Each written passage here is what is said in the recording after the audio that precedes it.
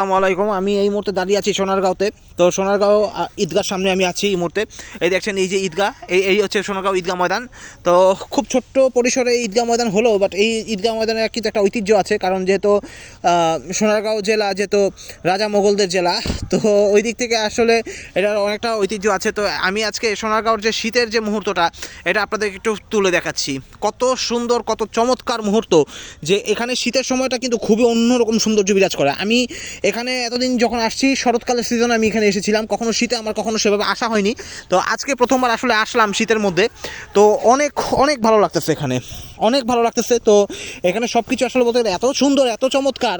তো আমি আবার এদিকে ফেব্রুয়ারির দিকে গ্রামের বাড়িতে যাব, আমার চাচা ভাই সিয়ামের সাথে আমি চলে যাব বাড়িতে। তো 2-3 দিন থাকবো, 3 দিনই ঠিক করে থাকবো। 3 দিন থাকলেই আমি মনে করি যে একটা মানে পুরুষের জন্য সেটাই এনাফ, গ্রামে যদি থাকতে যাই। তো আমি এখানে এখানে যে ভিডিওগুলো করতেছি দেখুন, বাট এইগুলোর অবস্থা খুব একটা ভালো না এখন এখানে, বুঝছেন?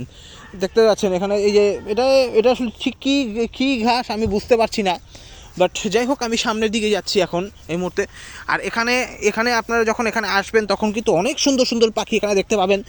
তারপর কবুতর এখানে দেখতে পাবেন। আর এখানে পাখির যে ডাক, এই পাখির ডাকটা কিন্তু এখানে মানে খুব সুন্দরভাবে উপভোগ করা যায়। আমি এখন সামনের দিকে যাব, এই হাতের বাম দিকে গেলে খুব সুন্দর একটা জায়গা আছে, যেখানে কিন্তু গেলে আপনার পাখির ডাকের শব্দটা কিন্তু অনায়াসই পেয়ে যাবেন। বাবা মুখ দিয়েও কুয়াশা বেরোয় যাচ্ছে। তো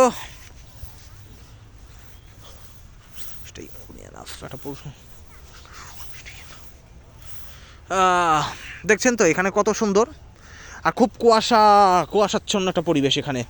আর এখানে সামনে এই যে জায়গাটাতে এখন আমি আপনাদের নিচ্ছি, এই জায়গাটাতে খুব সুন্দর পাখির শব্দ পাওয়া যায়।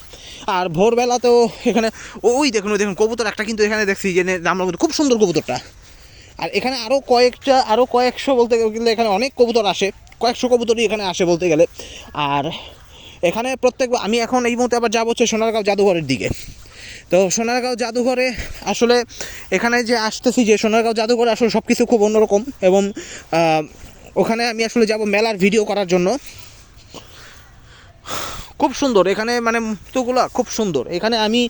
আমি যখন আসি, আমার ছোটোবেলার স্মৃতিগুলো মনে পড়ে বিধায় কিন্তু আমি এখানে বেড়াতে আসি। তো আমার যে হজরত আলী আঙ্কেল আমাকে বিভিন্ন জায়গায় বেড়ানোর অনেক পরামর্শ দেন, বিশেষ করে কায়েতপাড়া আছে, তারপর চনপাড়া আছে, তারপরে ছিল তারপর আপনার এই যে মাতবর বাড়ি আছে, আরও বিভিন্ন জায়গা। মাতবর বাড়ি আমার যাওয়া হয়নি কখনো, গেলে আসলে বুঝতে পারতাম যে কীরকম জায়গা। তো খুব সুন্দর, দেখুন কত সুন্দর সরু রাস্তা, মানে কী বলবো, মানে একদম পুরোপুরি মনে যে পুরো স্বপ্নের রাস্তা আমরা আসছি, এত সুন্দর এত। তারপরে এই যে দেখুন সামনে এখানে বড় এখানে একটা পুকুর, খুব সুন্দর, মানে মনে হচ্ছে একেবারে পুরো স্বপ্নের রাস্তা এখানে। মানে সৌন্দর্য দেখে আসলে বলতে ইচ্ছা করছে সুবহানাল্লাহ, সুবহানাল্লাহ।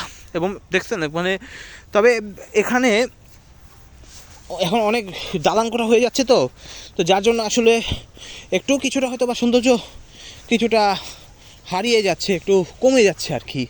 তো এখানে আমি এখন যাব দৈলারবাগের দিকে, দৈলারবাগের ওই দিক দিয়ে যাবো এখন। দৈলারবাগ না, এখন যাবো চিলারবাগের দিকে, চিলারবাগের সাইডে যাব।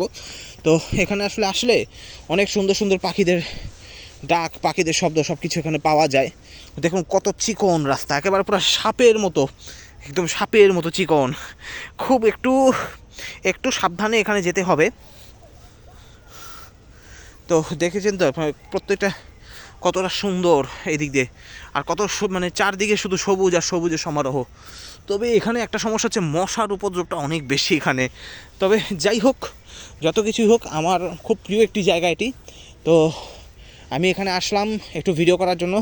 তো এখন আমি আবার যাব জাদুঘরের দিকে। সবাই ভালো থাকবেন, আসসালামু আলাইকুম।